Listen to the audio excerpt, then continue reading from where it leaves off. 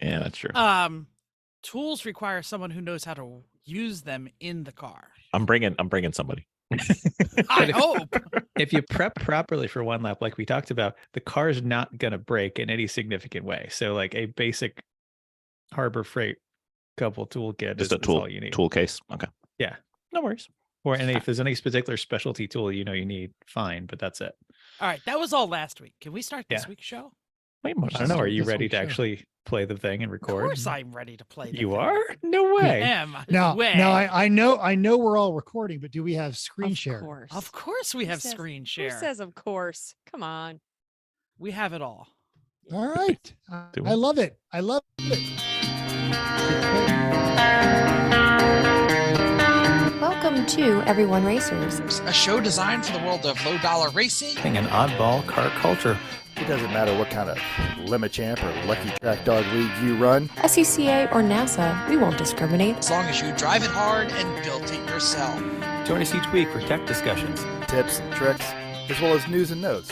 From the world of amateur endurance racing. And whether it's on the spot, hello sweet when we're lucky enough, and Chrissy. And I give you just the tip. We're sure you'll giggle a little and learn even less. Everyone report to the paddock. This is Chris. This is Chrissy.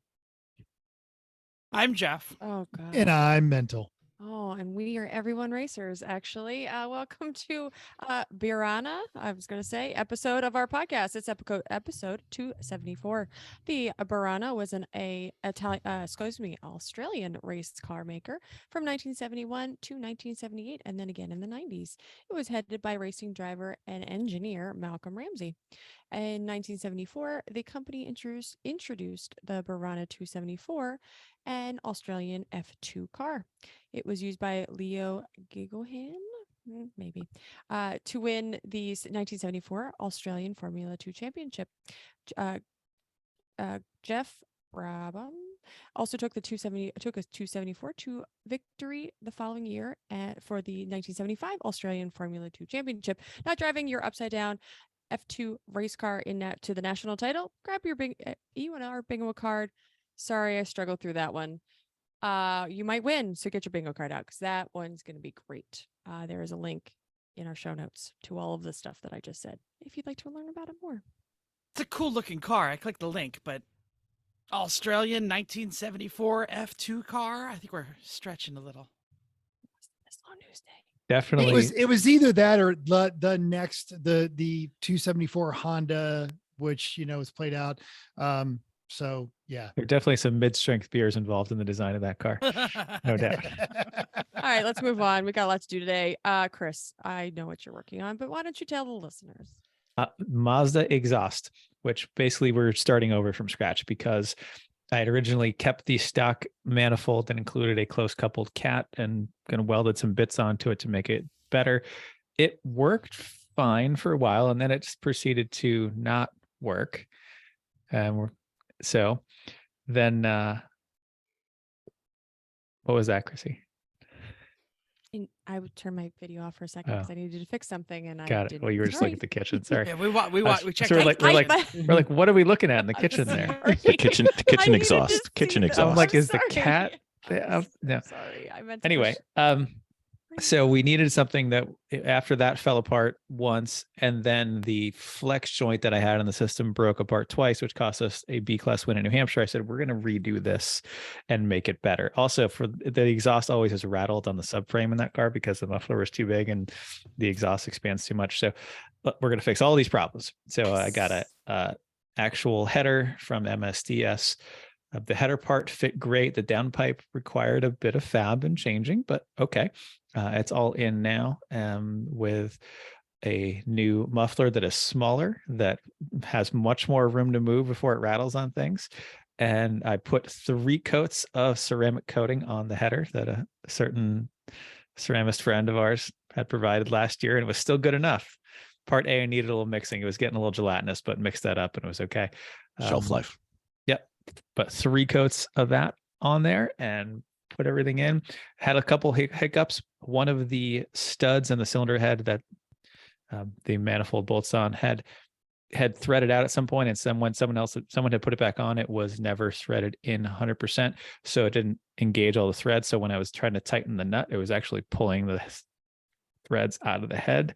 But fortunately, I was able to run a tap all the way down it, and there were still some deeper threads in there that were able to engage. So cleaned everything up, put it in with some thread locker, and was able to salvage that without having to helicoil it. Which I don't know whether I was the last person to do that.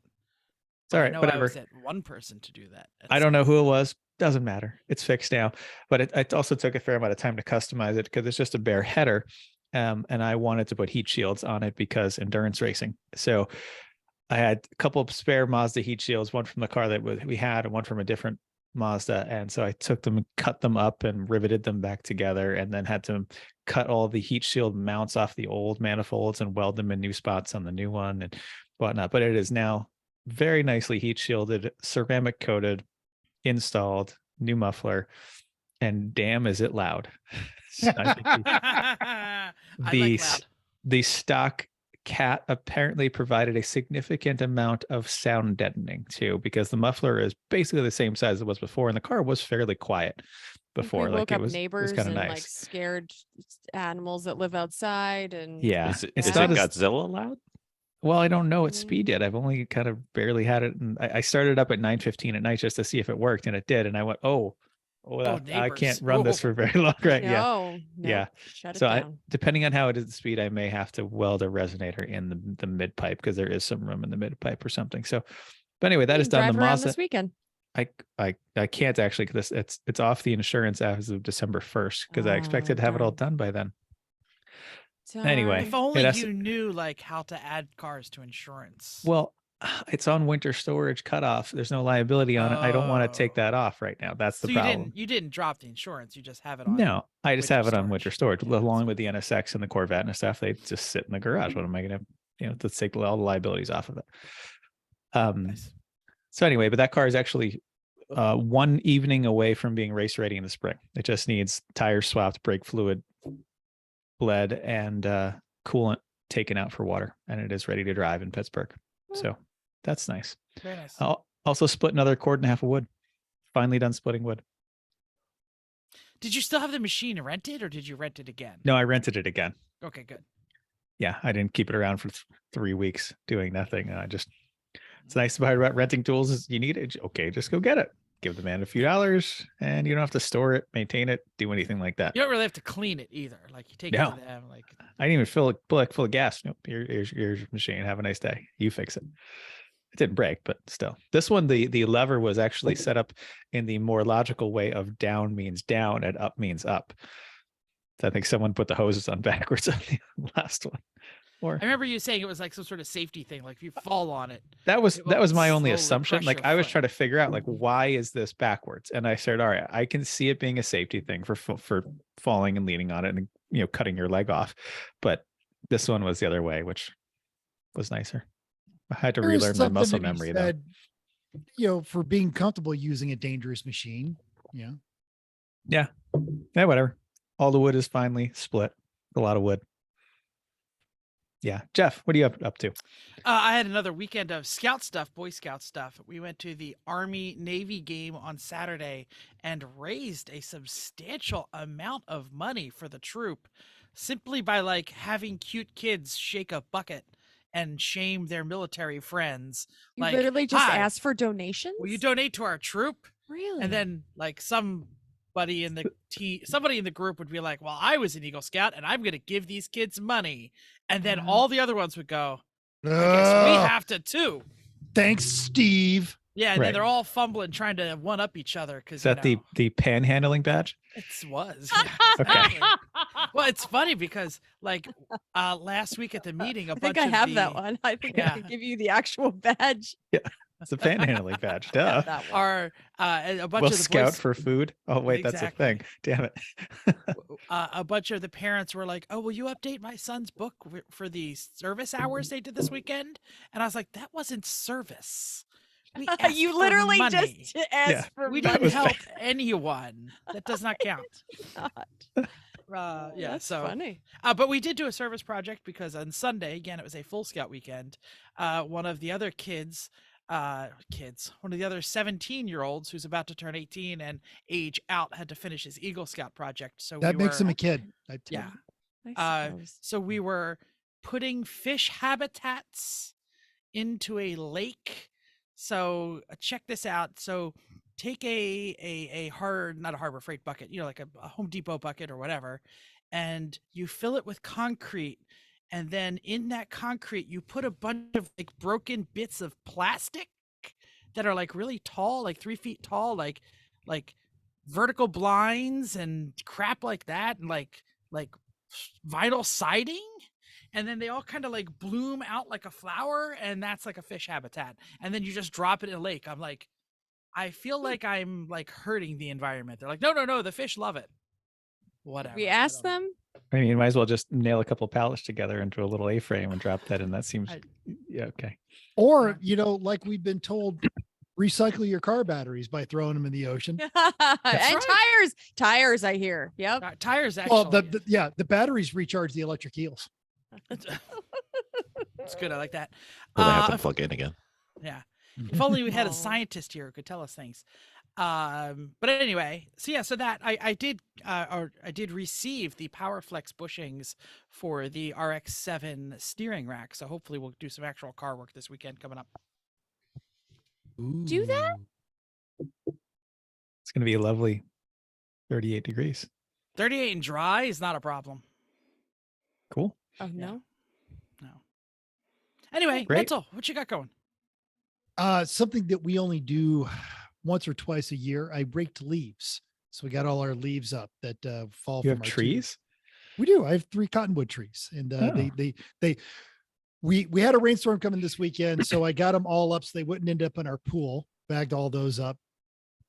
Dropped the RV off this morning for the insurance work that we'll be doing, and then we had our company Christmas party at the famous Las Vegas National Golf Club, where the FBI once crashed a plane into a water hazard while watching mobsters play golf and ran it out of gas. When the new owners of the National Golf Club took over back in 2007, they went and bought a exact same model of Cessna and placed it in the same water hazard. And it's also Sammy Davis Jr. had a house out there. Dean Martin, they all had houses along the golf course. It was And that was Vicky and I- reenacted Vicky in and the I- movie Casino. correct. And Vicky and I totally nerded out. Frank Sinatra's piano was in the clubhouse where we had our thing. It was a good time. Yeah. How many dings are in that Cessna now? Because I'm sure it's a target. That's a good point. I don't know. I actually thought you meant like ding, ding. Like Bill, you might have to Ding, change more your Corvettes. your update, as I think we have a one Cessna story. Never mind, one Cessna crash story per show. Oh, okay. I'll change it. No, you can do it. We'll be okay. I'll put that in was a writ. technically a one Cessna historical reference. Okay. True. So Sure. But now it's always funny because Chrissy always goes, how it is doing. But Chrissy, what were you working on? stacking wood. Not done yet. Still have more pile to work on, but we're out of pallets right now, so we have to find a pallet. I know a guy with pallets. Oh, well, it's a little harder to get from you. We could just go oh sweet, I shouldn't talk about dumpster diving again. So we'll figure out how to show source them. notes. Chrissy But, dumpster look, dives anytime- again. Anytime somebody sees an Escalade, they just assume you're going dumpster diving. It's No, fine. I told them, I said, Chris, you're gonna have to figure out how to get your pallets. No, I'm just gonna ask before they have to dumpster dive, because I know the people that put them into the dumpster. I could just be like, could you just like leave that out of the dumpster? Which that's a win-win, because then they're like, yeah, then we don't have to lift these things Right? up over the Right? dumpster wall. This is not this hard. Anyway, okay, that's what I'm doing. So you heard him a little bit. You know that voice. You probably listened to his show or their show. Our guest host is a co-host of Garage Heroes and Training Podcast, close friend, fellow racer, Bill Fisher. What you up to? I am apparently a fully converted disciple of all things Honda, and we are Woo. working on a Civic, and we are working on three fits, and trying to get everything ready for Sunday Cup / One Lap of America / You're up to 3 fits now. So the blue one, the red one, and we have a black one now. okay. Same Yeah. generation, same everything. Yeah, they just keep coming. I don't know where they come from. It's like you just add Magic. water and boom. And then After midnight, yeah. Yeah, what happens on the hangar stays in the hangar. Speaking of what happens at the hangar, we had waited for someone to fix the hangar wall where the airplane chose to play lawn darts with our hangar, and so it wasn't getting fixed, and it was getting quite cold. So break out the persuader and some rivets, and we repaired it, and at least it's airtight and looks okay, not too bad. And then basically podcast editing for the holidays, because we have so many episodes ahead because we didn't know I who was was going to doing say it. you're quite backed up because you just released like the New Hampshire episodes. Yeah. Well, that one So- wasn't late. That was just everybody was sick, so we just recorded them actually. But yeah, we had plenty of episodes, and Editing's Allison. for chumps. I know I know it is, but if you had the raw recordings of our podcast, you would know why we edit. So Besides, who else is going to put in like the robot sounds for exactly. Yes. The non E-rated podcast has to edit certain things and certain people, and some people more than others, but that's okay. Does not So, compute. Does not Yes, compute. I know. Edit foreign concept. I got it. I'm with you. That's it for me. Cool. Yep. Do it, Chrissy, before Jeff does and screws it up. I was looking for a picture because I have a picture of the Cessna in the wall. Well, why don't Just you gonna just put read it your up. story? Because it's news and notes time right now. Okay, I can do that. And we They know say- this because she announced it. I know. Well, I'm It's saying our I first wasn't. show. I'm sorry. I wasn't going to interrupt because I was looking at my phone. Just read the damn I'm notes. doing it right now. They say young people aren't interested in cars, but we see signs everywhere that tell us otherwise, including a new auto news website, the Check Engine Light website, built and hosted by Josh Clayman. You may know him as the Dishwashing Fairy Jr., but he's never actually washed our dishes, so I guess we really can't call him that. But he is the devoted son of our devoted teammate and occasional Lemons judge, Steve, the Dishwashing Fairy. He's leveraging his experience as a young enthusiast and driver for a major auto auction in Atlanta to give his take on cars. He sees as well as news from the automotive world, including a recent trip to SEMA, his take on the new Integra, Mustang Mach-E. It's worth a click. It's a pretty snazzy website. I'm a little jealous. Of course, I put about 10 seconds of effort into our website, but it looks nice. Looks like at least 15 seconds though. Exactly.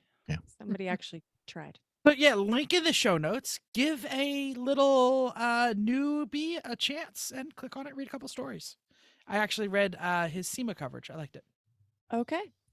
Most people agree that holiday travel is the worst. The worst. The crowds, the weather, and many people are definitely not all about the holiday spirit. But Samantha Kubota at the TodayShow.com shares a tale that can easily be a lifetime holiday movie of the week. After a flight cancellation left passengers stranded in Orlando, a woman took charge and shouted that anyone who wanted to try driving a rented vehicle could join her. The line was super long. I was like, I'm just going to let my mom handle it. And Elena story with said Elena with a story with a laugh. So she yells at me, Elena, we're headed downstairs with this van with all these people. So with 13 people rented a van, drove 10 hours north to their final destination of Knoxville, Tennessee. Elena's shared a series of TikToks about their circumstances, introduced the cast of characters. It's a real life, heartwarming tale of good folks solving problems and helping other fellow humans. 13 people in a 15 passenger van. I hope they didn't have a whole lot of bags. On your lap, under the seat. Because once you put Around that many you. people in a van, there is not a lot of space. It wasn't supposed to be comfortable, but if they were going to get somewhere.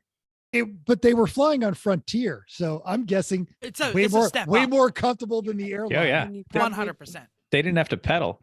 And they, And they didn't didn't have, get they their probably air didn't have measured. many bags anyway because it costs for you to breathe. So they were like, hey, Yeah, exactly. Yeah, I they're get to charging for breathe. air on Frontier Airlines. And I know Pretty Chris is trying to much. read a story, but there's the TikTok. It really is a cool story. My wife found that. And Huh? yeah. Okay. Hey, I'll in follow news, it later. when you hit the lottery, and that's kind of news, Mercedes is introducing a new customer race special. Chris Swee at the Drive tell us about a move that will surely resonate with the tech barons that'll buy this car. Its new steering wheel was co-developed with sim racing wheel maker Cube Controls. All right, AMG's customer racing division now has a new GT2 car that will be sold along with the GT3 and GT4 options. As you've guessed, it's based on the AMG GT. How many GTs can I say? It will be the most powerful customer homologated race car AMG has ever sold since introducing their customer purchase race cars a dozen years ago. 707 horsepower, 590 foot-pounds from its flat crank 4-liter twin turbo V8. Going to weigh less That's than healthy. 3,086 pounds, and that includes air conditioning, naturally. Sequential 6-speed trans mounted on the rear axle. Suspension is completely tunable by shocks and roll bars, as is the massive rear wing. Wheels are single lug center locks, and the whole car is set with carbon fiber for the hood and canards and vents. And if you have to ask to them how much, you can't afford it. Be cool to look at, though. Yeah. Yep. It's Doesn't look- I think cartoonish. Doesn't look that different. Yeah, It's the ambiguously gay duo. it They is. just made it Yeah, flesh. it It'd be is. perfect. Bulbous news. Yeah. All right. Oh. Who else got something to say? All right, we're going to be talking about going legit racing, and this is actually a listener-inspired episode, which is no means meant to disparage our fellow humble entry-level endurance racers. In fact, a lot of you probably don't even want to risk that beloved, hella super cool Homer Mobile BMW or your ambiguously gay duo Penis Mobile, or any of those other legendary cars if you're going to go wheel to wheel with serious racers, because they're not going to respect it. Or, say, for example, you're some long-haired hippie looking guy with a penchant for renting seats in other folks' very well-constructed Mazdas, Hondas, or even Solstice, and you don't own a race car because you're some kind of desert dwelling ride mooch. In any Wow. of those cases, Wow. Racing Junk has you covered. And we're going to go through just a handful of some really sweet, actual, no kidding race cars that Racing Junk has available right now, to include for $1,500 an actual podium finishing Suzuki Swift. Oh, and then I am, on that one. This one's run the runoffs on that one. It does need a head gasket. You've also got, and there are going to be links to all of these in our show notes. You've got an improved touring. So an ITS Probe GT. This is only $2,500, but if you're looking to spend a little bit more, That's You still can- dirt cheap. It For a is. car with a logbook. Mm-hmm. yeah. Now here's an ITS, and it's actually local to me here in Las Vegas, $7,500 IT STL Mazda RX-7, a first gen RX-7. You've also got That's pretty a- much very similar to the one we bought. this is a different hell of, generation. Different generation. Yeah. but About same price. this is a hell of a deal. This is a It is. full up caged spec Miata for $9,500, and that's with the hard top and the wheels, and it looks fantastic. Hard tops are Is like it $2,000 right caged? now. Is it caged? Because it says it's an autocross car. It says roll bar, Okay. so you Hmm. have to finish that one. We've also got, in case Bill needs another fit, Another fit. here Yeah, is a say stuff like that. 2015 that is a second generation B Spec Honda fit. So you could actually run Pirelli World Challenge Series in this car. It's I think it's a 13.5. third gen even. Yeah. That's Right, too because- too new for me. Oh, you here's got my jam right here. the Mazda Protege. Protege. Yeah. Yeah, right. And this is a full up time trial 6 car. It's all caged. There are 21 pictures of this car on that one. And they What's only going on with want the stagger there, Chris? 9,000. See that? Yeah, it looks wrong. It's backwards. It's like rear drive stagger, but whatever. Looks cool. Well, Looks I cool. wonder if that's partially because it's in a corner. On Check that out the photo. poke, No, yo. looks cool. Oh, Looks cool. Goes slow. Yeah. I think here's a little more reasonable. I think it was because that one was in the turn. Yeah, it could But- be.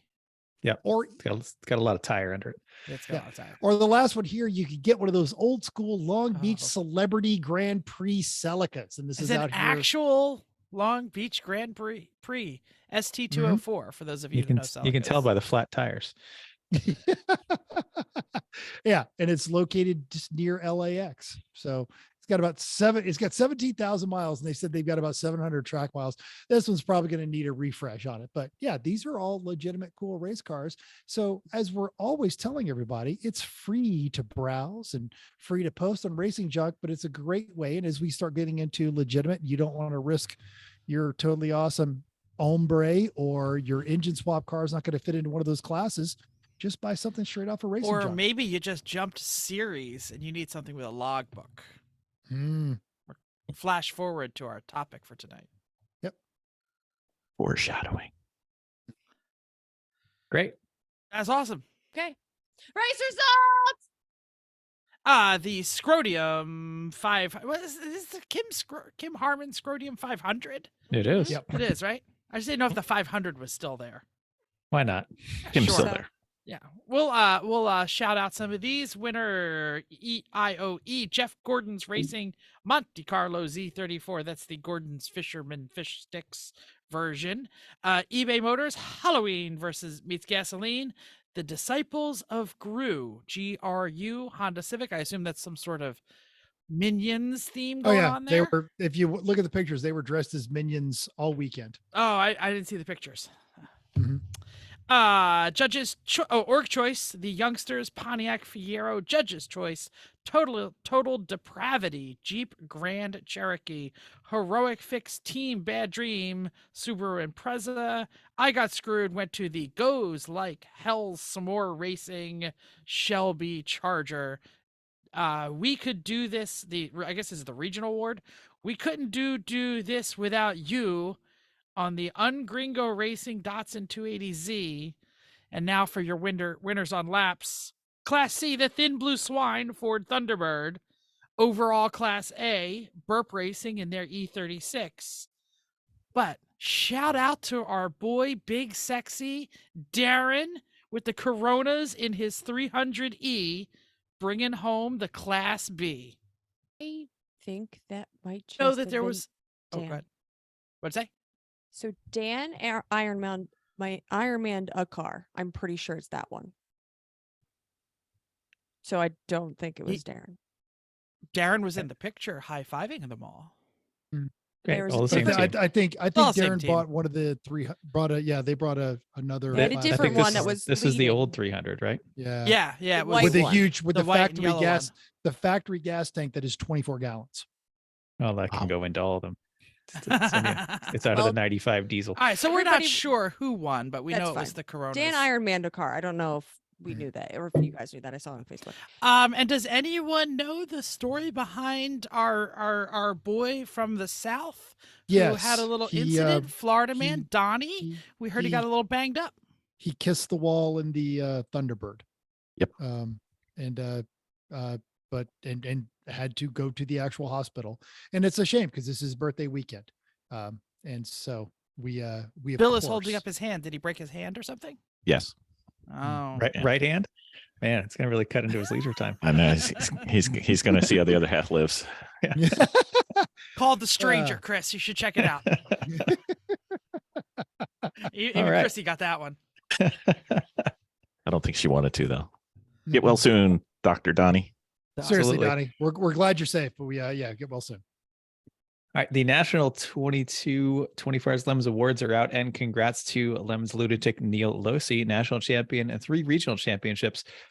Did he get to every single race this year? He did. He did. absolutely Wow, Mm. that's insane. Well done. Yeah. Congrats to Breaking Bad for the team championship out of the Gulf and Southern region. They went big, and we won the East, which not a big deal. Basically, because Towley won twice, and the Cressida just doesn't Just top stop. 5 like constantly. Yep. What's that, Bill? Bill doing there? He's got like a 9. We came in ninth Nice. This might be our ninth. Overall or in the East? East. Oh, okay. Yeah. This might be our 9th East. I don't know. We'll find out. We never added it up. Yeah. So well done for also Darren Big Sexy, 3rd in the national championship, and Ooh. doing well in the Southern and Eastern points with Towley. So, and the Mercedes. I think Breaking Bad took the appropriate attitude of their national championship of calling everyone else losers and telling them all to get bent, a little over the top. And if you've ever run with that team, that's just kind of how they are.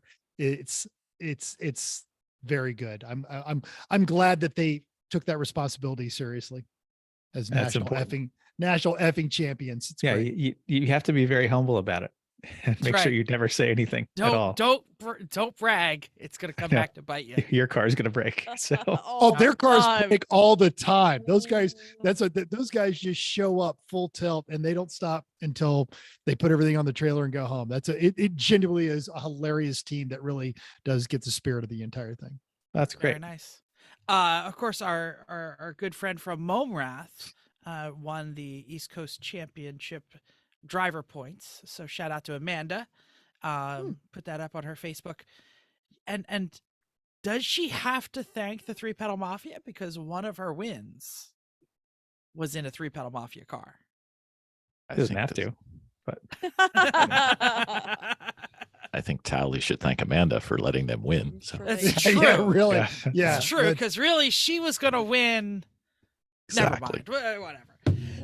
Listener feedback time. Tim Burr reacted recently to like the show 2 shows ago, and he's had another great gift idea. He says it's a silicone reusable molded sheet that is a flexible funnel. Mhm. To which I didn't know whether he meant just get like a silicone sheet and make a flexible funnel, or whether they actually sell this, because he didn't give a link or anything. So I They don't know. sell them. Oh, okay. yep. Yeah, you can just Google that. Let, Yeah. Well, let me I Google did. Let that me for just you. I was Jeff. like, that I for don't you. care. I don't need a flexible funnel. Do you know how many funnels I have at my house? Every time I clean out an old man's garage, there's a stack of like 9 funnels. I think you have that problem with like everything. Yep. It also, you never throw anything away or give anything So away, Jeff. Clean out your own freaking garage. True. Fine. Oh. All these old men keep taking his cleanup time. How about okay? Anyway, Now, several posts came from Tom B, and that's Eric Kritzer, who was a guest on our show talking about the One Lap of America, and he was Eric's teammate in that 914.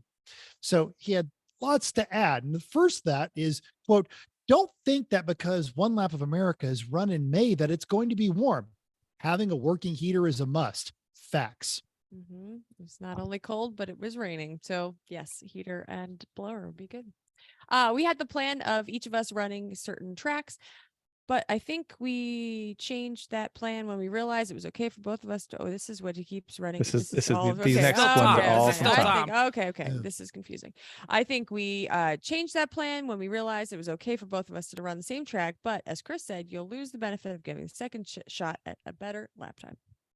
He also said he didn't install Kirkies because they were cheap or light, but so that he could fit his 6'2" self in a 914 with his helmet on. So he upgraded them with a back support pad and removable memory foam bottoms for the commute.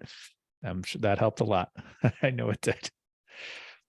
It helps a little. Let's not say a Yeah. lot. Not enough.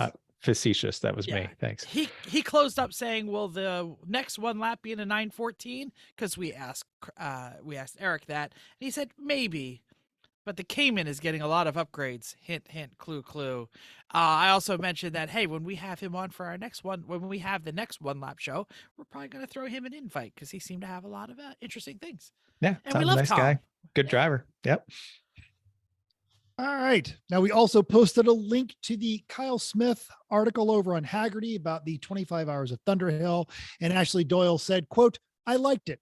Mental missed the free coffee. Not like he needs a ton of coffee to be talkative anyway, but I can be the same. Glad y'all had a good time, even though the car broke. And I just want to add, I got the coffee anyway, Ashley. Link to Man, that is article there- is in our show notes. Was there something wrong with the coffee? What's going on with the coffee? It's in the article. You have to read the article. Got it. Bill. Bill never Brown, has it's any. you. Oh, sorry. I've got 2 different colors. I didn't realize that. He also posted a link to the Apex Adjacent podcast, and it was a reasonable length. And I said, do you mean like 3+ hours, or it's just not done right? Because we've had Mental on, and he is the record holder. 3+ hours. Doesn't let the truth get in the way of a good yarn. Yeah, Exactly. absolutely.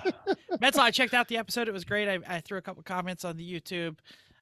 So hopefully It's a good show. You should be listening to those guys. absolutely. Yeah, they're- Apex adjacent. Yes. You know Hey, who who's- always listens to Apex Adjacent and always keeps it a reasonable length? Wow. Okay. I was gonna say whose coffee is never really a problem. Coffee is always free and hot and ready. Oh, that's a good one. Yep. And- Sure. There you go. And the person who our theme was named after. Much. Yep. Hi, Chrissy's It's mom. it's Thanks, 3 Bill. questions, 1 answer. Chrissy's mom. Yep. Hello. There Exactly. you go. Yay. I like that in the wrap-up show from the Lemons officials, Jay thought Chrissy was the name of your wife. Well, Like you know. Chrissy's mom was Vicky, Yes. and they were And- talking about her own cookies. It's Yes. And then we had somebody else who thought that we were sponsored by some some cookie like company corporation that's called named Chrissy's Mom's Mom's Cookies. Just my mom. I was like, no, our sponsorship record remains intact. 0.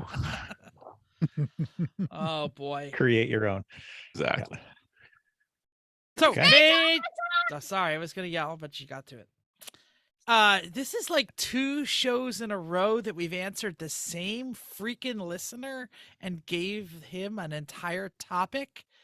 So I hope you like it, and if not, you can email in and blame Bill. No. I This did did do not this one. come from this Oh, did this not isn't come from Bill. Bill. Oh, I No, thought this this came Different from listener.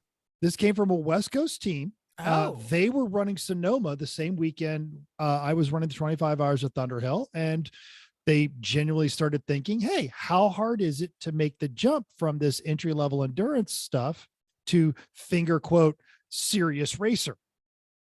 And it's not the impossibility that it once was, and it's not difficult to do. And depending on where you fall in the experience level of the entry level endurance racer, it might be simpler than you think. We asked Bill on because Bill has done it. Bill is a fully licensed NASA instructor and competitor.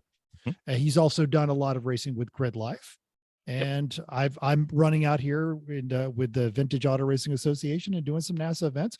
And I even drug Pantless Matt with me for a couple of events with the same team. So it can be done. And we're here to show you some of the different paths. Indeed. Fantastic. all right. Who's opening this shindig? I guess I'll start because I did all this research on this last night.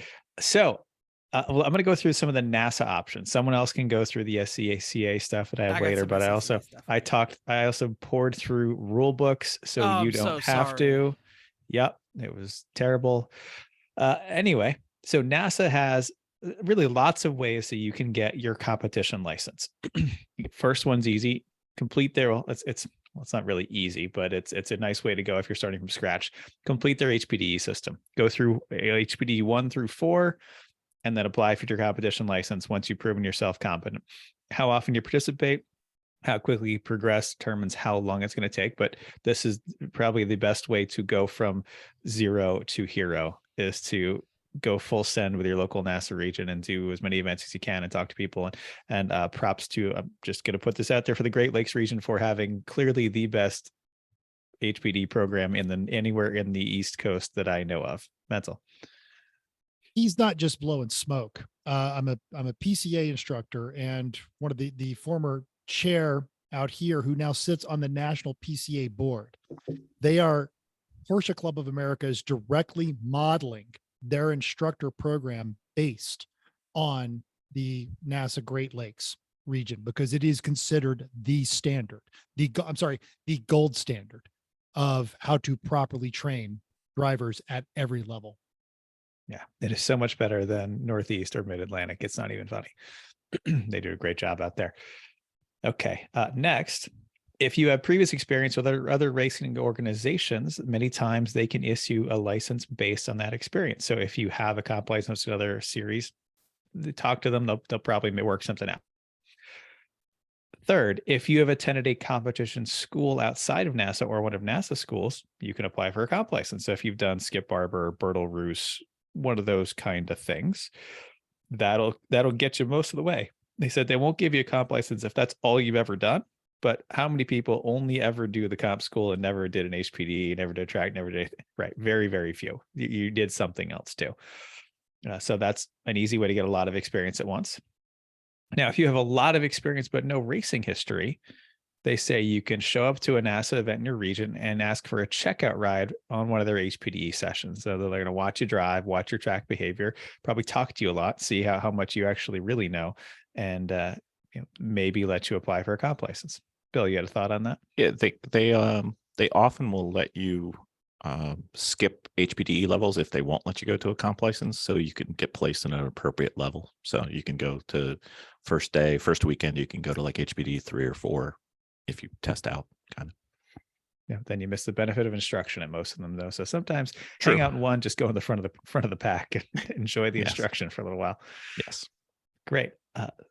Fifth is they have their NASA Team Racing Endurance Challenge. That's mostly Great Lakes, I think, that is running those compared to the other regions from the schedule I saw.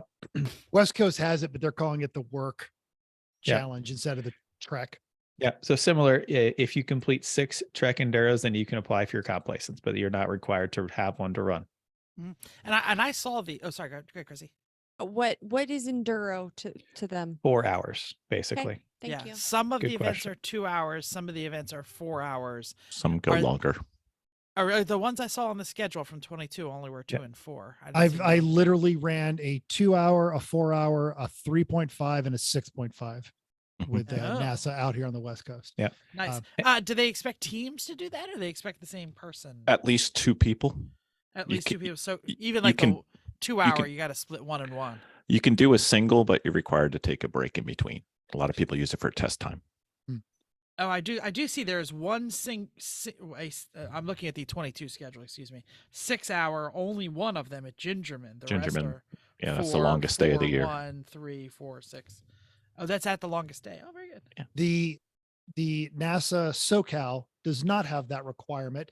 I posted early this year when we met Alice, the girl who did a 3.5 hour enduro in her Thunder Roadster. Yeah, Thunder Roadsters are awesome. And then she totally got hooked because then she showed up at the 25 hours of Thunderhill in an E30 that her father built. So it was her father, and another teammate ran the 25 hours of Thunderhill this year. That's Wonder why she awesome. didn't bring her Thunder Roadster. Oh, probably because it was a rental. No, it's hers. She built Oh. it. That was her COVID project. That would have been But made it great. it was pouring down rain. I think they wanted a roof. Oh, Yeah. yeah, I get that. Absolutely. And I more love than those Thunder more than Roadsters. 5 gallons of gas too. So Yeah. Write it down. If anyone wants to get me a great Christmas present and you're really loaded, a Thunder Roadster, right under the tree. Yeah. Jeff Listen. has a lot of good place to put those. Yeah. I was going to get you one, but then you said you wanted nachos, and I had to choose one. It's So I got true. you nachos when That's we were true. at Pit Race. You've gotten me nachos more than once. So Yes. That's true. Some other things I noticed is getting a physical appears to be required for any comp license. Yep, So SCCA too. you're going to have to handle that. Some other things I saw about the provisional licenses. So you don't just hop into a full out comp license and go for it. You get a provisional license if you're new. And every time you complete a race without incident, you get a punch through your license. You get your card punched by the race director. So you get your license card filled out and collected back at the end of the event. Once you've got 4 clean races punched, your provisional license is complete. And then you get to have a issuance of NASHA competition license. So And you, That's cool. you have and an a free R. hoagie, I hear. yeah, no, only that's on the, depends on only where on you the are. East Coast. Yeah, they call- West Coast fish taco. Oh, okay. Just one fish taco, but yeah. Well, if you get Bad. your card punched with 4 fish taco platters, I would say maybe it was an fifth ice one's cream. free. All right. So now I poured through the rules to try to see what to do. And their classing in general is quite open in most classes. A lot of them are just horsepower to weight categories and, points for various mods that you make. So that's nice to be able to fit your Weird Lemons car potentially in. But some other stuff may be an issue. So fuel cells, if you have one, they have to be boxed in. Even if it's anywhere in the car, it has to be boxed in. Even if it's a new FIA, still boxed in. It also has to be inside the current passenger compartment or anywhere. Well, I mean, if it's in the trunk, it's boxed in. So yeah, okay. it has to be separated by a bulkhead from the driver. Got it. And it yes. also has to be current, like the bladder newer than 5 years. So even though we can get away with those things not being current, if they're enclosed or an FIA style, they have to be, and you have to have proof. Also, logbooks are needed, which means going to a tech inspector and getting a proper logbook to get started. This is a tough one for some of us. Cages are limited to 6 attachment points in most classes, from what I could see.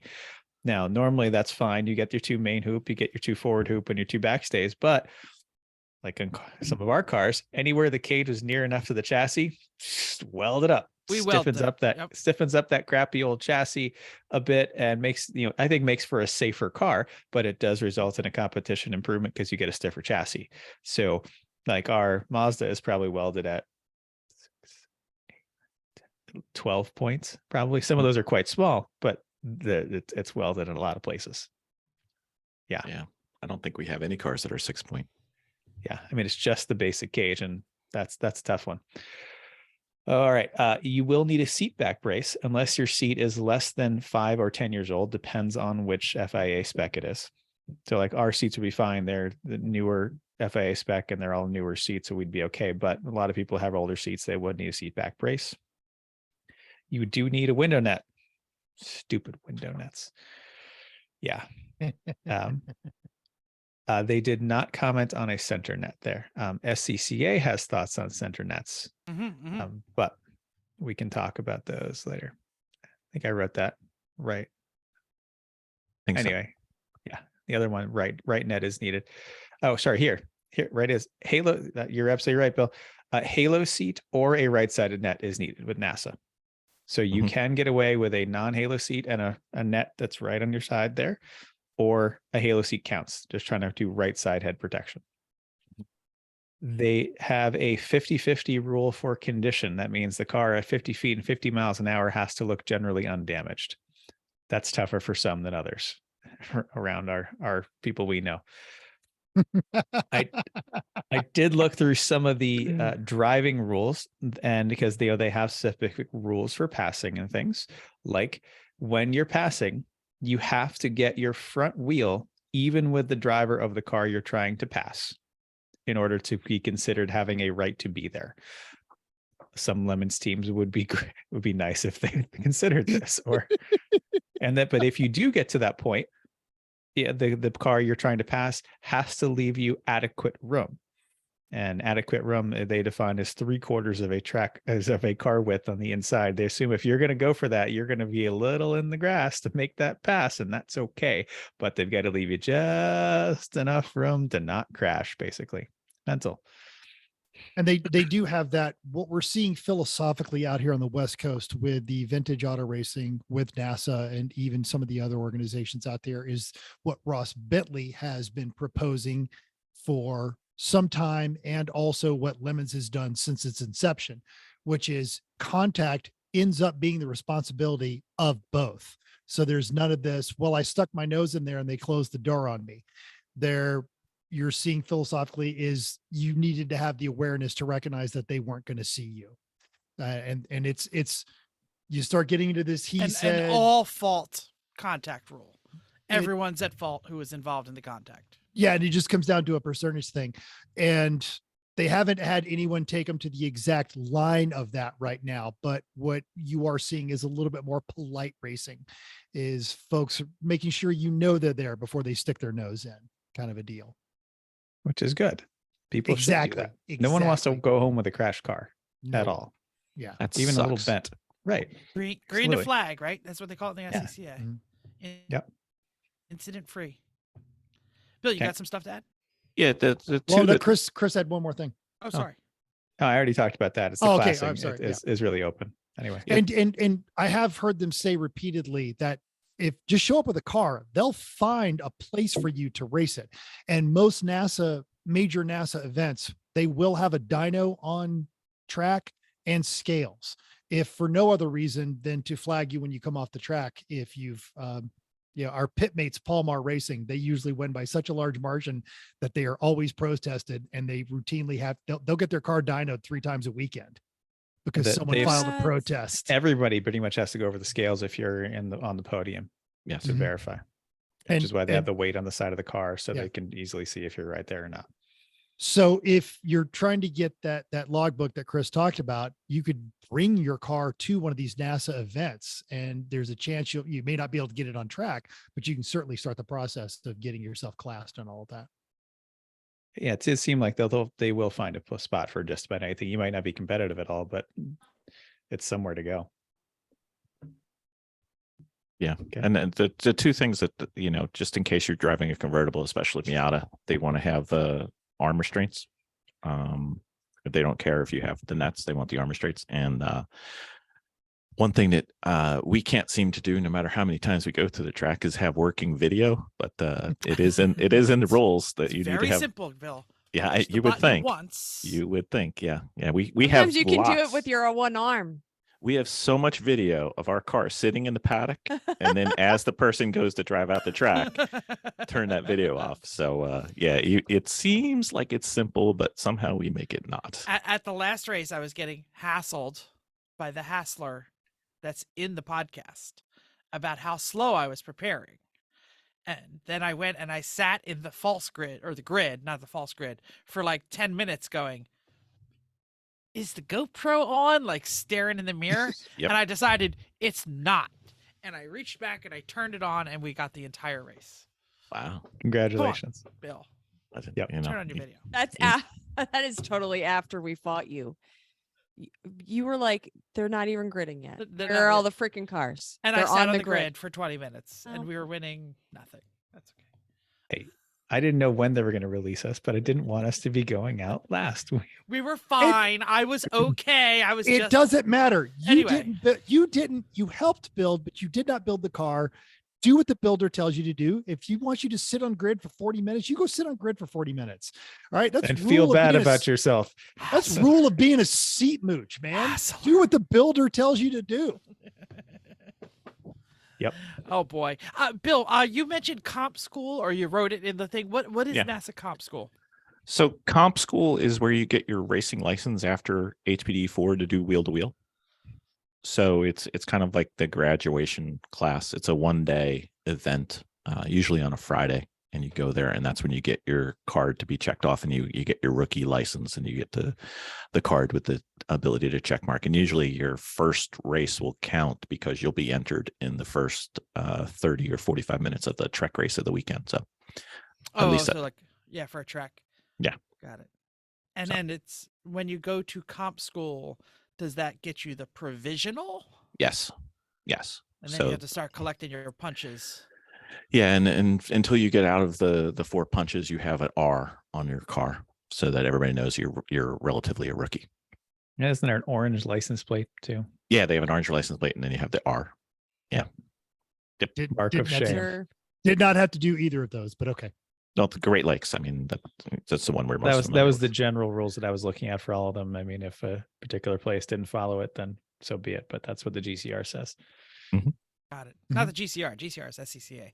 Well, it's comp, whatever the hell their equivalent is, some Comp. other 3-letter acronym that ends in R and has competition. Yeah. And, Yep.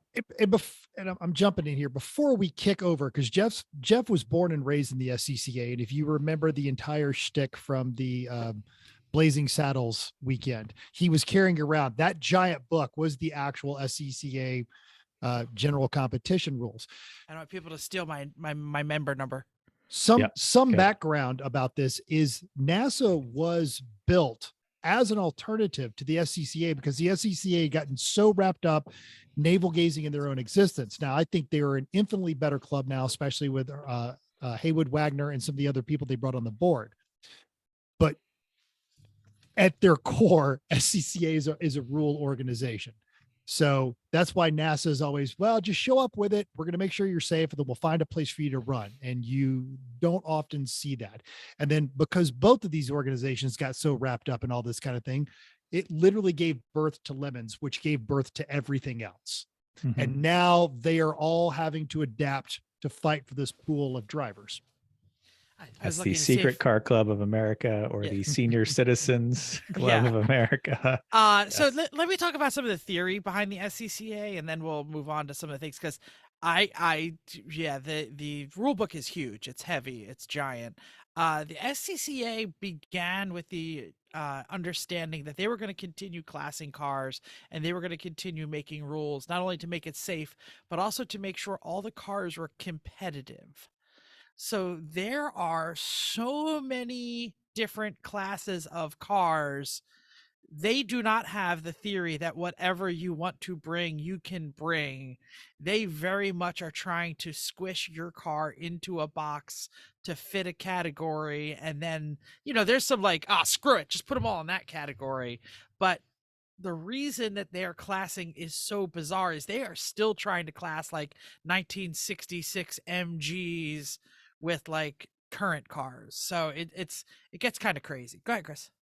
In reading through all the rules, I started trying to find classes our cars would potentially fit in. I found they have opened up some NASA-like classes Yes, that are horsepower to weight based, like STU. So it's super touring under, so under displacement under 3.2. So something like that actually was a decent fit for our Mazda, for example. Yeah, an ST is street touring, so there's limited. That's autocross, but this one's called seriously. I read it last night. Super touring on Super touring, under. Yeah, yes, that's what I meant. Super touring. Yep. I said street. I don't know why. Super touring. Because that's what the autocross class was. It was street touring. Yeah, I never autocrossed with them. Yep. So anyway, yeah. So they have all of this basically letter soup that pushes all of the cars, and like your Gallardo and all. They'll find there's all these different places, and the classing is really where they tried. They just went absolutely insane. 90% of the book is just all the classing and all the rules, and there's rules for every single chassis. And a Formula V, which they haven't made since like 1980 something, they're still being campaigned and they're still being classed and they're still updating the rules, and there's still a committee that still looks at that chassis and makes new rules every year, and just the book gets bigger and bigger and bigger and bigger and bigger. Go ahead, Bill. Yeah, I was going to say that the differentiation that I hear mostly is SCCA tends to deal more with open wheel cars, and NASA tends to avoid open wheel cars. So it seems to be one of the differentiations. There's a lot of open wheel classes and kart classes. Yeah. Yeah. But Formula Ford, Formula Mazda, Formula Star, all those whatever the snowmobile ones are, F500. Yeah, F500, etc. Yeah. There's a lot of classes, and I'm going to say that you can easily go class blind in the SCCA. And then like the rules for getting a license are a little bit different. They don't have a real structured like ladder system. You need to go to comp school. You're still going to need to get a physical. You're still going to need to have a clean weekend at a comp school. Comp school is a 3-day affair. I think most of the places, some different regions do different things, but I don't even know if they're consistent, because I wasn't able to really find anything specific on what is and isn't a comp school. So they give just whatever the regions put on. That's what I was going to say. They give a lot of power to the regions to determine who does get a license and who doesn't get a license, including like if you had a license previously and you came back, or someone reads your resume, they can sign you into it's basically driver school or a private racing school is the way in if you don't have any kind of deep resume of racing.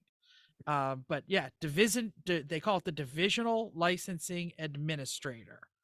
So that is the person, and each division is going to have their own, and they're going to run their own schools. But that's kind of the general gist of how you're going to get a license in the SCCA. Is you're going to go to your region and you're going to find out what their requirements are, and you're going to get a regional license. After competing a bit, you're probably going to be able to get a full license. I looked up our local regions to see what was going on. And the DC region, they have their comp license school. It's March 17th and 19th. Registration opens January 5th at Summit Point. You show up Friday. You have to be there Friday at 6. There's some classroom Friday evening. There's getting the car tech Friday evening. Then all day Saturday and Sunday are all track. And it ends with 2 races. but it is the bargain price of $249. That's and really inclu- cheap. and Wow. includes instruction. I'm like, well, Maybe damn, I we might should- just want to go to Comp that. Right? license for everybody. Right. I Because should that is say that So one cheap, of and you get instruction and all this. Like, that's wonderful. Yeah. One of the reasons we bought the RX-7 is because it had that logbook. Because getting a comp license, especially an SCCA comp license, opens up a lot of doors. The lo- 25s. Oh, go ahead, Tracy. Well, may not fit here, but what you just said just made me think of something. The logbook just goes with the chassis. Oh, yeah, I should mention that. Yeah, so the logbook, Chris mentioned it before too, that you get a logbook. So the logbook follows the car. Just chassis, does not matter anything else. I mean, it's an inspection of everything in the entire history of that car's racing. And it is a giant book, and it's kind of strange. It's kind of like the first time it's inspected, everything gets inspected, and then after that they kind of inspect the book and look for changes. Okay. And there's annual tech inspection where they'll give a harder look, but the log book lets the car in the race. Okay.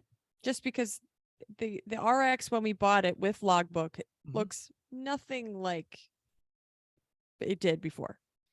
Yeah, and you can see the running changes as you go through. Like it says, this is where it was originally, and there's the original picture and the original cage, and they. Yeah. And now it has cylinders, maybe at some Right. point. Yeah. Well, and the logbook doesn't do the classing, the annual tech, because classing always changes. Sure. They can change what class that car will fit in or what its weight is every year at the meetings. My father and brother have both attended the SCCA national meetings in Las Vegas, Mental, by the way.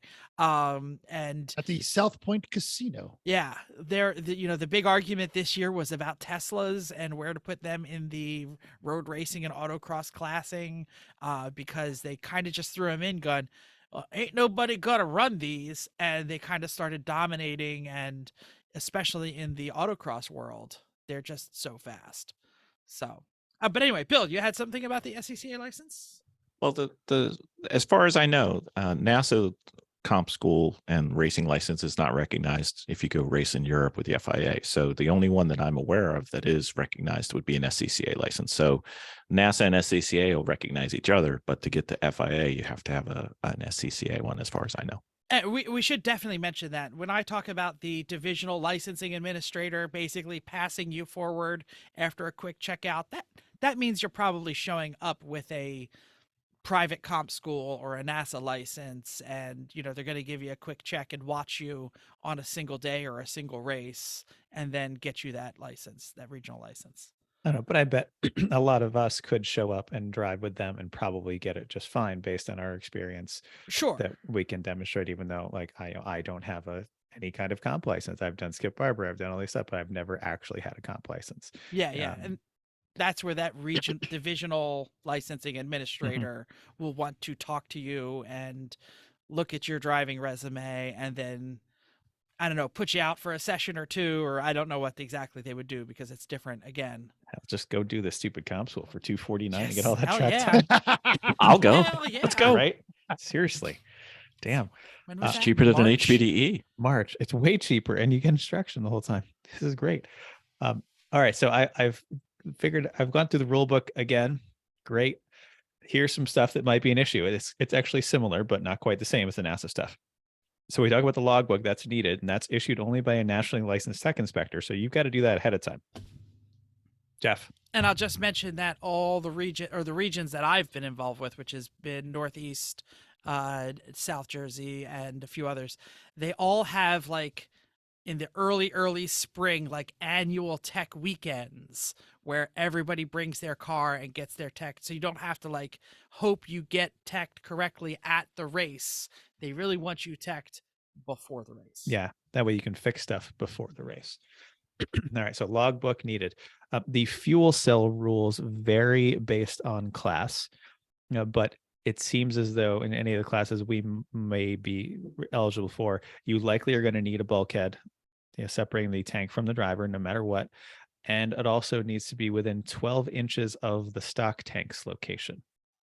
from what I could see. And nothing said it has to be current. Nothing said within 5 years. Nothing said FIA, but in a bulkhead within 12 inches metal. And that goes back to what we told you way back when it comes down to fuel cells. Just don't do it. Don't. Try not to. It's a pain. A rain light is needed.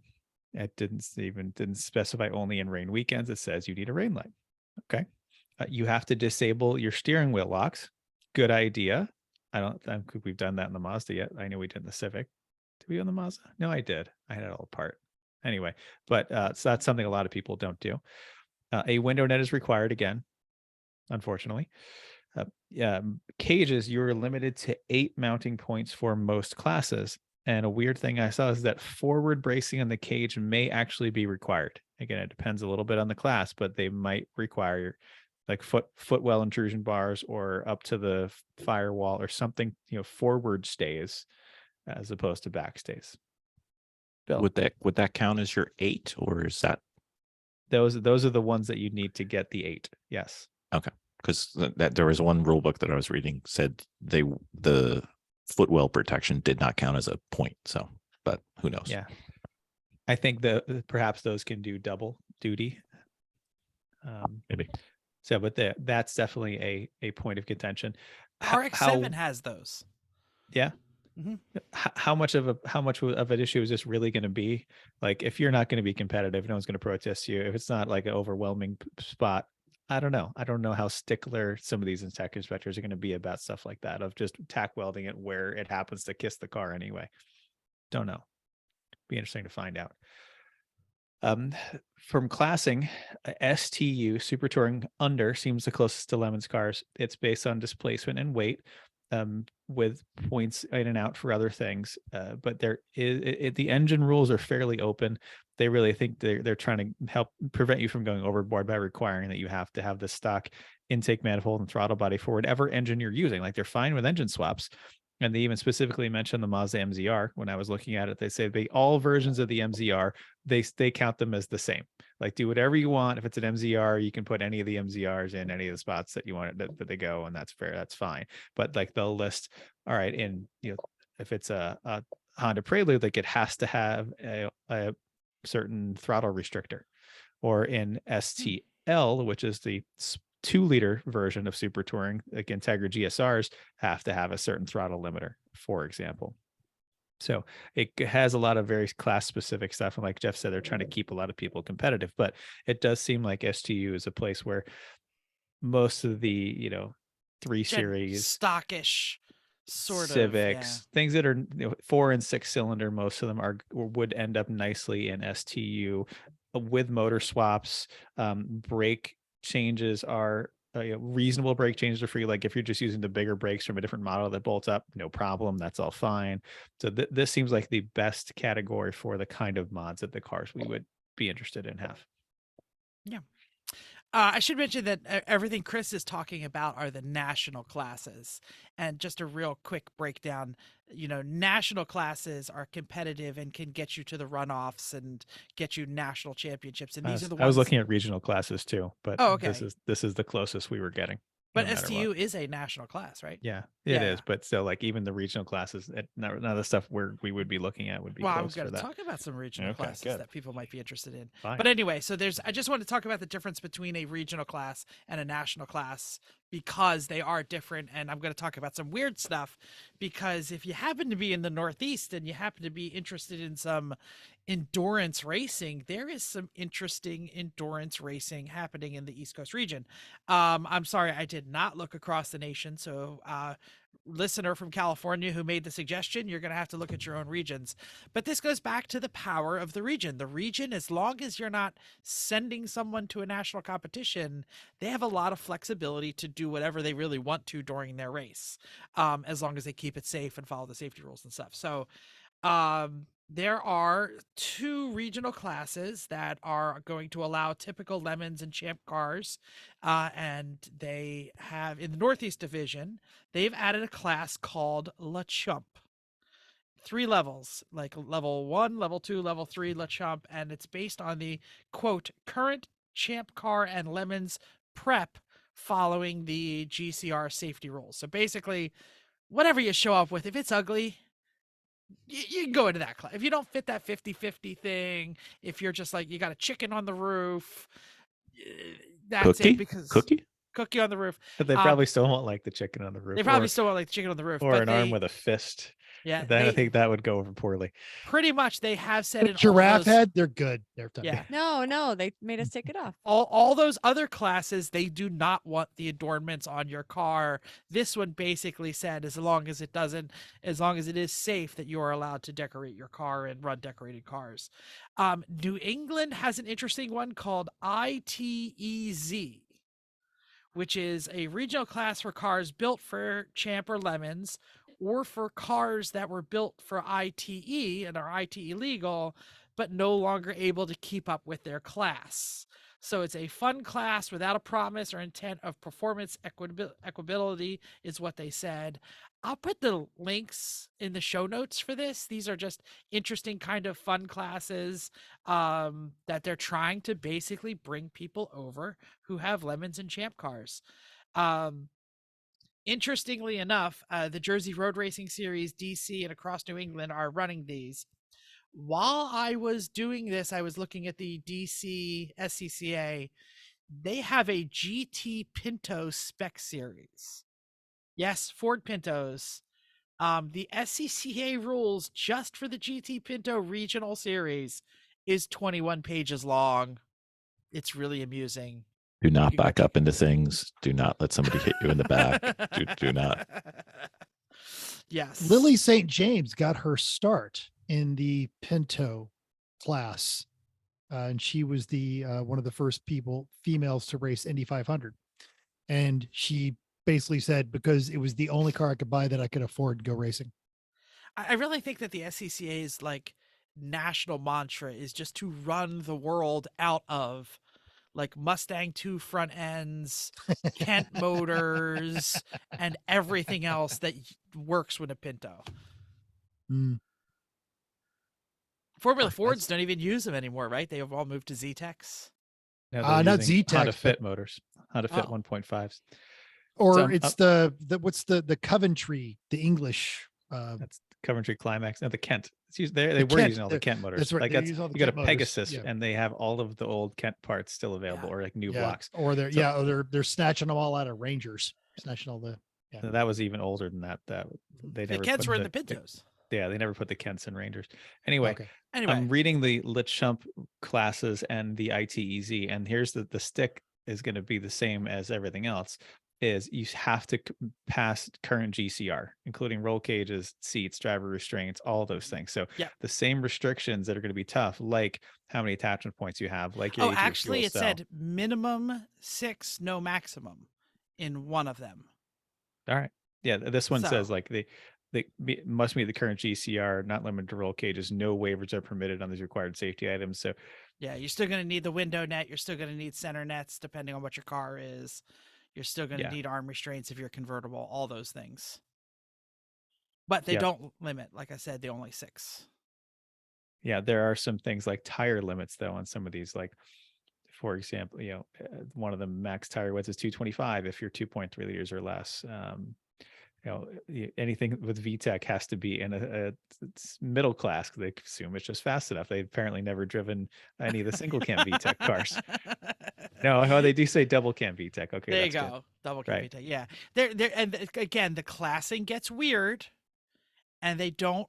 These are fun classes, so they're not going to make sure that it's equitable. So you might not win. So what we're used to, basically. Yeah. Bill, go ahead. Well, you don't really. I don't think you're going to these to maximize your BOP for the class. I mean, this is kind of a go out there and have fun and race. This is, if there's enough people in your class, you should be happy and just get out there and have fun. This is not your step path to nationals. So what? I know. Well, no, because these are regional classes. Right. So you can win your region, but you cannot go to nationals with these classes. The STU that Chris was talking about earlier, that's a national class. Right. But then you got to take all the chickens off. I know. And a cookie. Yeah. And it's got to look good from 50 feet. The cookie looks good anywhere. does. All right, Bill. I think you got someone going to talk about Yeah. racing So schools? one thing that we talked about two different philosophies. NASA's got a philosophy where you've got a ladder system and you work your way up from I have no idea what a track looks like to I should be able to get around a track fairly quickly in their ladder, and then you get to your comp school. SCCA seems to have sort of in between, but there's also these schools that are available across the country where you can go and get a racing license in a weekend or 3 or 4 or 5 or however many days, depends on where you're at and which school is involved. I have fairly strong opinions on these, but I just wanted to make sure that everybody was aware of what they were, and maybe we could talk about the pluses and minuses of that type of approach. It's the fastest way to get a license. We're talking about the pluses and minuses of your opinions. Your strong. Well, no, my opinion is, Well, we is were waiting for solidly, you, Phil, solidly plus. Go ahead, do it. Okay, so especially if you're new, like this would not apply to Chris or Mental or Jeff or Chrissy, but if you're new, I don't think that going to a racing school is the way to go, because it took me a significant amount of time to acclimate to all the different inputs and all the different responsibilities and all the different visuals and all the different cars. And I don't think you're going to get that in a weekend. And, Jeff may or may not agree. I'm not sure. I was going to say that it was very clear when I was involved in the SCCA that many people did not pass comp school. Just because you showed up and attempted to pass comp school, you did not always get signed off on. And there was definitely some unhappy people on Sunday when they thought that they deserved their license and that regional person would not sign off on it. I just can't imagine, there's places that say we can get you a license in 3 days or 5 days or however many days. I just can't imagine, to my satisfaction, to my level of expectation of myself, that I could get there that quickly. I just think I would. Comp school is not going to teach you. Right.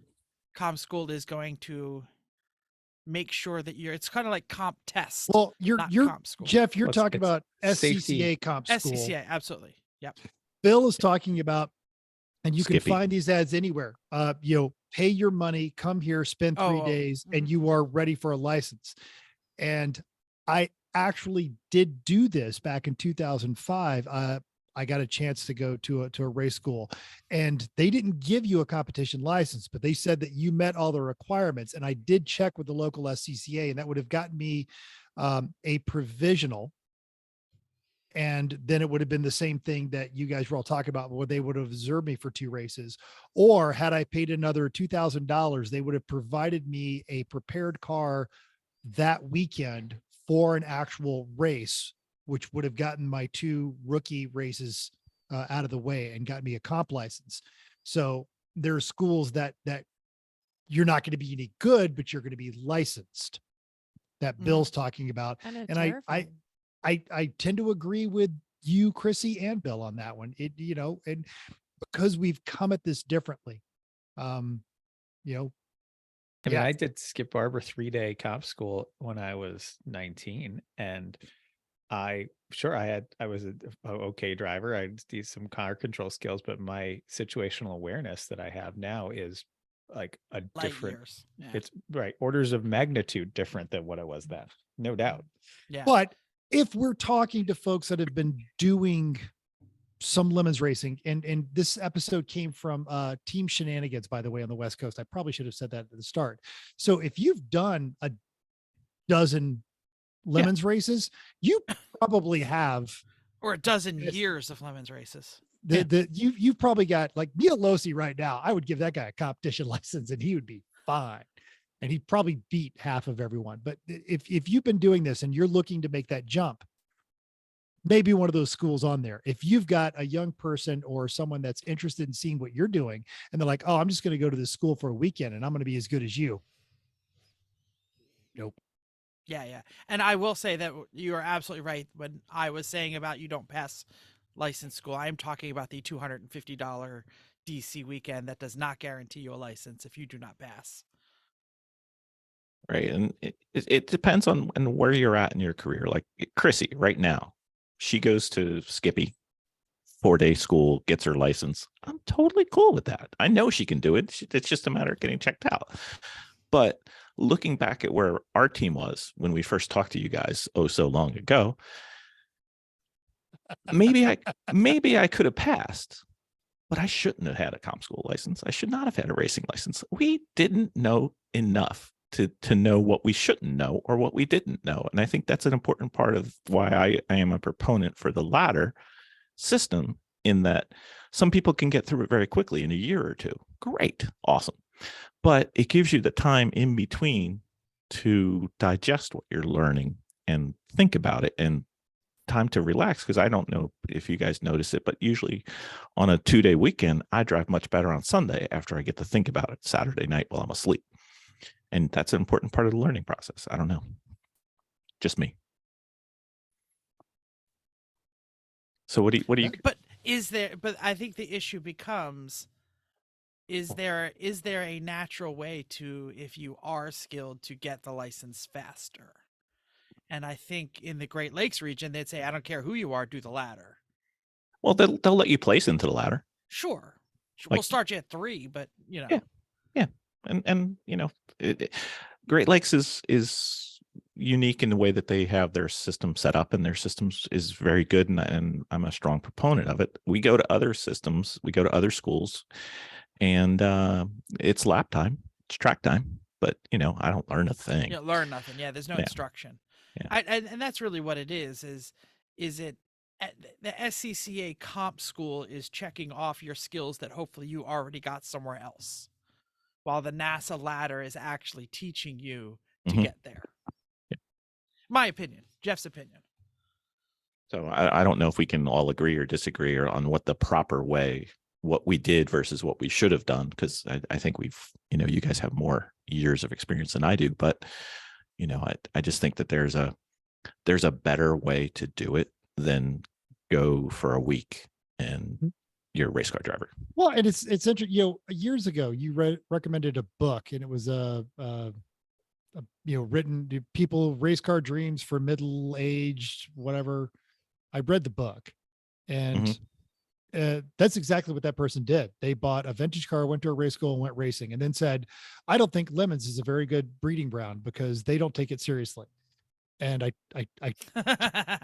took offense to that. Now, they don't take the racing seriously, but they absolutely take the driving seriously, and they take the safety seriously. Yeah. And I'm with you. I could have had a racing license 20 years ago, almost. And same thing with Chris. No, I'm not a proponent of that. Absolutely follow a tier system or follow a ladder, or, you know, don't jump into the deep end, walk into the shallow end, and then start taking a few laps around the pool. And I think you're going to be happier, you're going to be more fulfilled, and you're going to be safer. About you, Chrissy, what are you thinking? I'm thinking a lot. I'm thinking of I'm going to call them kids. There are kids that advertise themselves on the AER and Shump forums that say, I'm 19 and I have a comp license, and I did these schools. I went to Bertle Roos. I'm amazing, and I can be in your car and I will win. And I think I will break your car. I'm going to go real fast. I may not brake in time because I'm going to late brake. I'm going to abuse it. And I think we are all just so much smarter about racing in every way from the hours and hours that we've done in multiple different cars, multiple different tracks, in different seasons. And I don't know. I just think there's a lot to it. That makes me feel like a good race car driver. So I don't know. I think there's, wisdom comes with time, and I can see how this is that kind of those schools, that price tag can be appealing, just to kind of like almost like the easy button. Like, I can be a race car driver with a check and a weekend. And we should say that we are proponents of education always. That's why we, even though have 12 years hours and hours and hours in crazy different cars and crazy traffic, we continue to find ways for ourselves to get coached. And I know I'm better every time after an HPDE, every time that we have time on track. We still do testing days just so we can get track time for the most part. So I don't know. I think, yeah, I've been thinking a lot about it. There's a difference between being able to operate a race car safely on track and being a good race driver, and separately being a fast race driver. Those are all SCCA separate comp things. license has nothing to do with being. And I'll throw fast. one more in here. Being a good team member. You could learn to drive a car fast, but if you can't talk to whoever's wrenching on it about what it's doing and under what conditions, you may not need to be able to set up a suspension, but you certainly need to be able to say this could be better or this is worse than previous, and talk to whoever's turning wrenches on the car if you want to get the most out of it. And that there is no school to learn how to diagnose an ill handling race car. I still don't know how to do it. That's just butt time. It's bad. The wheel is doing this. That sounds I say weird. it's fine. Yeah. Or says the wheel's falling off. I grabbed the wheel. I'm like, I was okay. hell? I just don't tell the ball joint is not actually seated in the control arm anymore. fine. You didn't It's notice fine. that? the car is fine. loud. I just didn't tell a mechanic or the main guy, because he's gonna be like, why didn't you tell me? And I'm like, because you had just said keep driving. So I just did. Some of my favorite stories are listening to Jeff, especially, but all of you have done it. Is like when you start making the noise the car is making over the radio. Oh, always. I hear Is it a dumpa dumpa dumpa dumpa dumpa, or is it a? It's Oh, fantastic. boy. It's helpful. Can I say something broadly here? We still have like 20 minutes of notes here. I feel like we have really maybe just done part one here, and we are not the Garage Heroes podcast. We are not going to do a multi-hour show. Should we try and wrap it up and do a part two, or do we just want to like quickly do one sentence on the next three topics? Go ahead, Mental. Well, we'll just wrap it up with the short answer to the listener question. Yes, absolutely. You can make the jump from endurance crap can racing to legitimate racing. It depends on your level of experience, the car that you have, the level of preparation, and really where you're located, where you're willing to travel to. And you can short circuit the process very quickly, depending on how good you perform and the willingness of the regional director to let you, or you can invest in the time in the school, such as the competition school that Chris talked about. And if you're listening to this podcast and you've already got the safety gear, which means you've been into a race car, you're probably better equipped than most.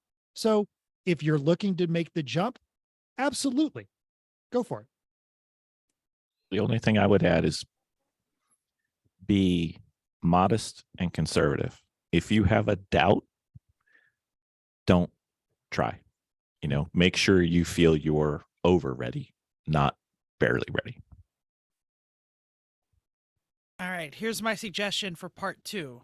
We got to talk about all the other series out there, because we really only talked about SCCA and NASA comp licenses, and there are lots of other more than lemon serious, but still not SCCA or NASA.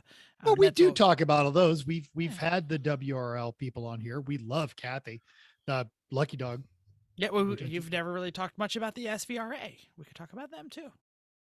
Anyway, I'm saying that's in part two. We could talk about the new SCCA Endurance Series and all this other stuff. Let's move on to the end of the show. If only we had a podcast that came out like weekly that could go over this type of stuff. That would be fantastic. I know. There's no off season in this podcast. No. We have coming up the Around the Horn. For those of you who are new to the show, this is a question that is posed by one of us, and then we all have to go around and give an answer. And today we're going to leave that to the guest host, Bill Fisher, who has a question that he wants our answers to. So there was a listener proposed question that was answered in last week's episode that sounded suspiciously like something I was talking to Chris about. And there was one aspect of the One Lap of America that I thought I should bring up. And it's, if you were to go on the one lap, because 2 of you have already done it and 2 of you want to do it and are very familiar in it, we're going to be in the Sunday Cup level. So we're going to be in a Honda Fit or a Mini if I ever get that done. And I was thinking, because I've driven on track in normal street cars and I've driven on track in full prepped race cars, full in quotes. What do you think we should do? Because right now the cars are fully street cars. And we were thinking, these are your trio of Honda Fits. yes. Please explain what Sunday Cup is. Okay, so Sunday Cup is kind of like It's a grid slower life class, right? It's a grid life class, and you race very low horsepower cars, typically Honda Fits, Mini Coopers, various. They're called B class cars in the Mazda automotive. 2, Ford Mazda Fiesta, 2, Ford Fiesta, low power, Sonic, you know, 500. or poor suspension. You know, there's very little things you can do. There's only 3 things you can change on the car, and it's kind of just you go out there and have a good time. So, but should we change the seat to a race seat? Should we change the seat to use racing harnesses, which would necessitate a cage or half cage, or should we just leave it alone? And this is prepping for the one lap. For the one lap, yes. But a car that eventually will, or in the same year, yes, run the Sunday Cup. Yes, which would, if we're going to do B spec cars, we would need to have a full cage. And, you know, there's pluses and minuses to going halfway. But it was just a question. I'm like, you know, because I can argue all ways. I don't like personally the idea of driving into transits with a full cage, but if you're in a Fit, it's kind of far away, but I don't know. So what do you guys think? Mental, you can open it up. I know I'm always the first person to race. So more so, I think Chrissy's driven her race car to work a few times. And outside of that, I've probably done the dumbest things with street cars. Bill, we are people of a certain age, and of that age, we like to be comfortable. And having daily driven just absolutely stupid cars that you should not be daily driving, I'm going to say, given the level of performance you're investing in and the transit points, no. You're going to want that seat to be able to recline. You're going to want the passenger's going to want to be able to get some power naps in. You're going to need to be able to adjust things for snacks and clothes and chairs and just small amounts of tools. And just it was mentioned that the Kirkies weren't purchased on that Porsche one lap because they were cheap and light. It was because it was the only thing that person could fit. And Eric even talked about on the one lap how one of the more refreshing things he got to do was sit in a Mercedes and just be comfortable while it wasn't going anywhere. I'm going to say invest in some very comfortable, supportive race style seats. And Chris was talking about this before the show. And if you want the 4-point harness, go with the Schroet clip-in 4-point harness, which will still give you the same level of safety. So no cage, no roll bar. Leave the stock, leave the air conditioner, leave the seats, and just focus on being comfortable. Chris, talk about your harnesses before I go. So Schroe makes a 4-point DOT legal harness that I put one of these in the Mercedes, and I've had it in an IE30 before that. A different, not the same one because it's a lot of years in between, but it bolts into your stock harness mounting locations. Sometimes for some cars, they actually even have ones that actually plug into your stock seatbelt mounting points. It's a great way to add a shoulder harness, a double shoulder harness to the car that's DOT legal. And it's DOT legal because the reason they have 3-point belts is if the car rolls over, the roof crushes in, it doesn't immediately compress your spine. You've got kind of an out. Like if you're in the driver's seat, it's over your left shoulder. You can kind of roll to the right, or your body is smushed to the right, and it doesn't just compress your spine down. Where if you put a harness bar in your stock car with stock seats and you go over, or especially if you have a harness bar and race seats in a stock roof, you go over, you have no compression protection. That roof comes down. There is nothing stopping your head from going down through your butt. So that's bad. So, if so you're how does this 4-point harness let you move to the middle? I'm sorry, I missed it. it one of the shoulder straps has essentially stitching in the webbing that will give way with enough pressure so Oh, that one side, again, it's the one over the right shoulder, will break free so you can do what you would normally do in a 3-point belt. It also has the other DOT legal things, like it's a push button to get out. It's not a weird latch, and it's red. Yep. But that is a way that you can have enough better protection in the car. It'll hold you better in place, and also be safer without a roll cage. It also lets you have a Hans or Defender or next gen, whatever you want to have, that needs to be held down by 2 straps. This lets you do that. this is excellent. So for those of you watching on the YouTubes, we have, I think, Mental, click that one. Yeah, I want to show this. So it looks like the waist belts go down where your normal seat belts are. Yeah. Your stock seat belts, and it looks like the shoulder belts go over the regular seat back and click to the back seat. Yeah, wherever you, well, this one's for an E36, so these are just plug in. But if you don't have one of the very common cars that they have it for, like for example, I put the universal one in the Mercedes. So the side, the lap belts, I took the seat out. I went to the stock mounting locations for the seat belts and just pulled the bolt out, put the throw eyelet through it, put the bolt back in. Boom. Can't get any safer in the stock mounting location. For the rear, I didn't want to have the downward angle to the belts. I was trying to avoid that and trying to keep it about as horizontal as possible, because that's what we usually do in the cages. So I took the C pillar apart and was able to tap into where the rear shoulder belt is for the left side rear passenger. So that's, again, a very sturdy location designed to be a seatbelt mounting point, pretty close to level to the driver, able to reach, and that gave a nice solid mount. It seems like the Bill can help me out here, the other dad on the podcast. The child seat mounts might be great locations in this, because they're on the parcel shelf area of the seat, or down by the same place where the seat belts come out. Yeah.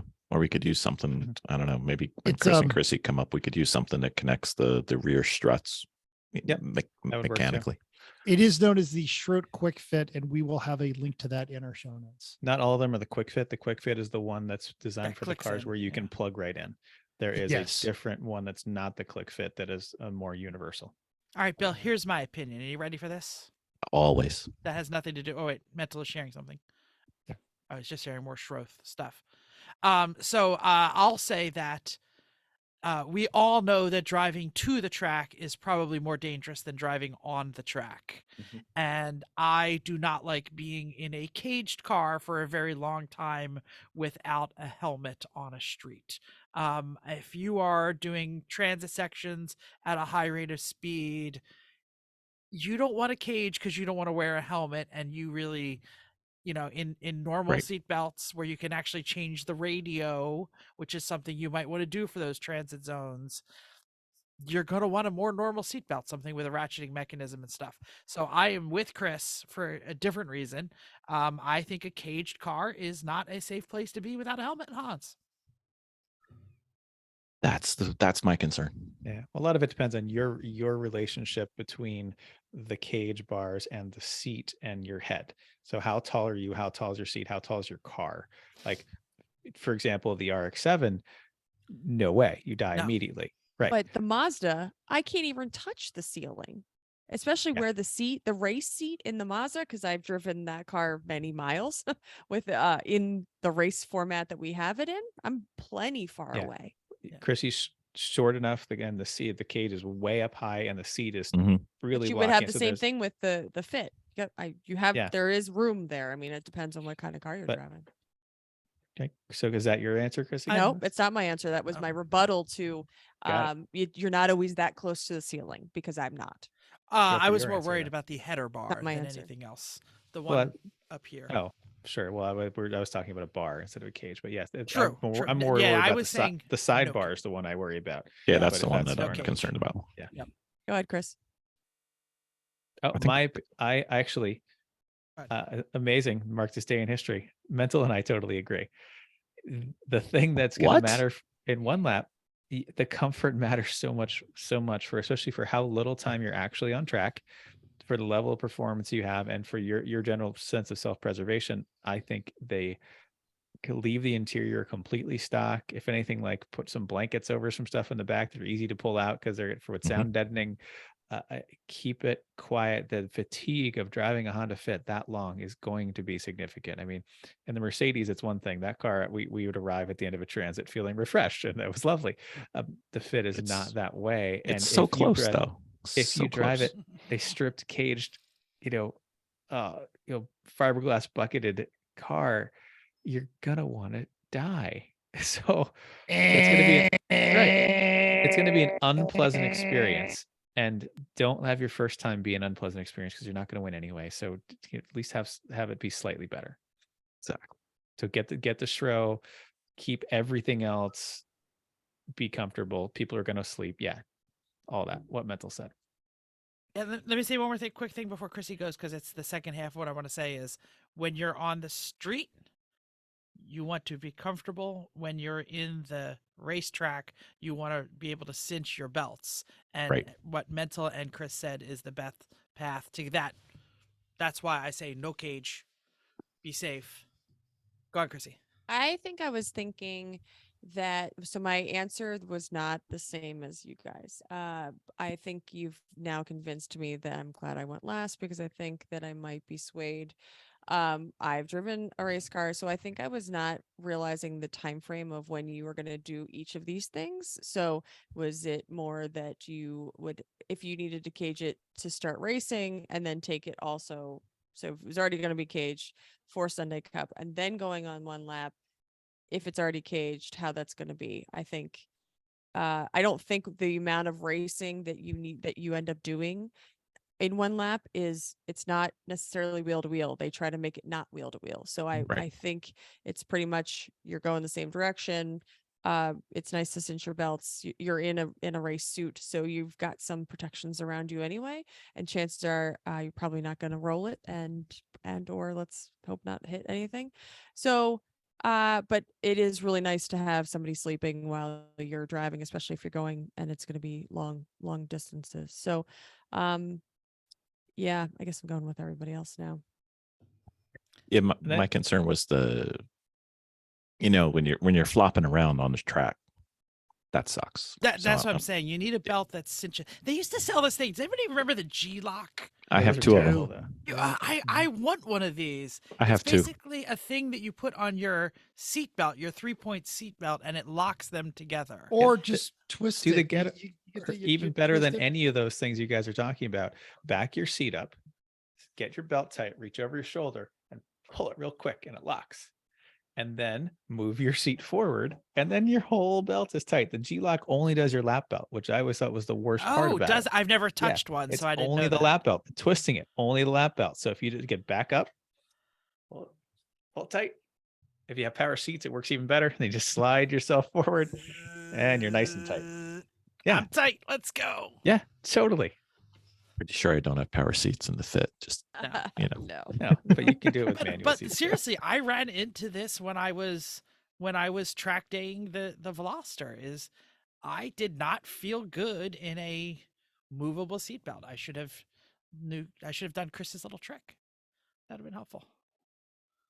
Or you could be like Chris and go car to car to car to car to car to car to car. Totally works. Yeah.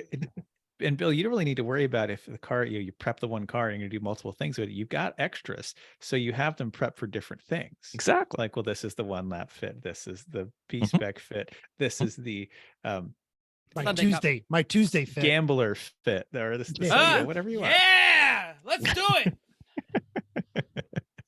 it. They just keep popping up. I don't know what happened. 32s on a. You left them alone in the hangar. Bottle of wine. Yeah, exactly. I was going to say that Chris thinks they're multiplying. They're going to grow up to be a minivan someday. Oh boy. Have we answered your question, Bill? Yes, sir. You guys are awesome as always. That's great. Bill, do you want to pimp anything? Do you want to throw out your Insta handles? Like or people anything? don't know. Exactly. Like anyone who listens to this. I know the show Venn diagram of already, our listeners and your listeners are basically a circle. It is. It's awesome. But if you want to hear more of me babbling on and probably saying the wrong thing, come on over to Garage Heroes and Trainings, the 101 podcast to the Everyone Racers 201 podcast. There you go. Anybody else want to say? Do we know what we're doing next week? No. Silence. Crickets. Part two. Figure it out. Always do. Well, I would like to say if you've got suggestions, we're obviously responding.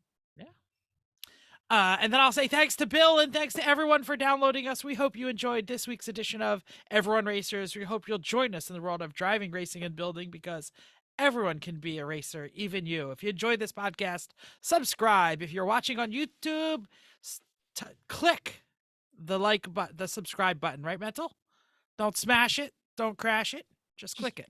Caress it. Caress, smoothly touch that subscribe button. But anyway, if you have any questions or show ideas, drop a comment on our Facebook page, Everyone Racers, or email us at everyone.racers@gmail.com. You can still text Mental 484-243-0455. Send them pictures of your junk.